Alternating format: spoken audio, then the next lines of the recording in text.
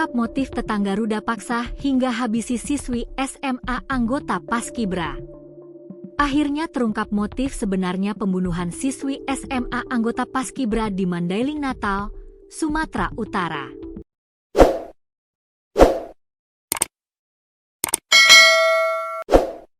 DF, 15, siswi SMA anggota pasukan pengibar bendera, Paskibra, ini sempat dilaporkan hilang 2 hari sebelum ditemukan meninggal dunia. Jasad siswi SMA anggota Paskibra berinisial DF, 15, ditemukan terkubur di kebun sawit milik PT Mitra Santosa, Desa Taluk, Kabupaten Mandailing Natal, Sumatera Utara, Kamis, 31 Juli 2025, sore. Ternyata siswi SMA tersebut dibunuh secara keji oleh pemuda bernama Yunus Saputra, 22, sepulang latihan Paskibra di sekolahnya untuk persiapan HUT ke-80 RI.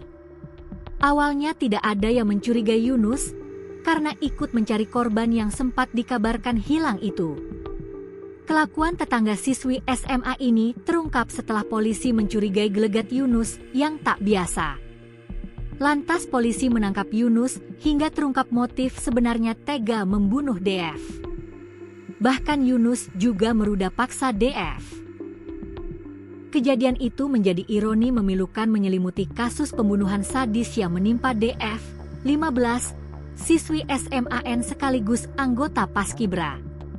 Ia menjadi korban kebiadaban tetangganya sendiri, Yunus hanya karena pelaku terdesak membayar cicilan ponsel. Kepolisian mengungkap, pelaku tega meruda paksa hingga membunuh Diva demi menguasai motor dan ponsel korban. Rencananya motor dan ponsel siswi SMA tersebut akan dijual untuk melunasi tunggakan cicilan gadget miliknya. Motifnya karena cicilan handphone. Tersangka ingin menjual motor dan HP korban agar bisa membayar tunggakan, ungkap Kapolres Mandailing Natal, AKBP Arisofandi Paloh dalam konferensi pers yang dilansir dari tribunbatam.id, Senin, 4 Agustus 2025. Tragedi bermula saat DF pulang dari sekolah menuju rumahnya di Desa Sikarakara 4. Saat melintas di jalan sepi, pelaku yang sudah mengintainya langsung beraksi. Ia mencoba merebut sepeda motor DF, namun korban melakukan perlawanan sengit.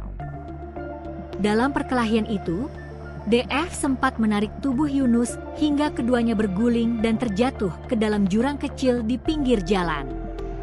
Di lokasi itulah, pelaku mencekik korban hingga pingsan, lalu meruda paksanya. Saat sadar akan perbuatannya dan takut identitasnya terbongkar, Yunus kemudian menghabisi nyawa DF dan menguburkan jasadnya untuk menghilangkan jejak. Pelaku sempat ikut cari korban. Yang lebih menyakitkan, esok harinya Yunus dengan wajah tanpa dosa ikut serta dalam pencarian korban bersama warga dan keluarga. Aksinya yang berpura-pura panik itu sempat mengecoh masyarakat, hingga akhirnya polisi mencium gelagat mencurigakan dan berhasil membongkar kejahatannya. Kini Yunus mendekam di sel tahanan dengan ancaman hukuman berat. Ia dijerat dengan pasal berlapis, termasuk UU Perlindungan Anak dan pasal pembunuhan berencana. Kematian DF menyisakan luka mendalam.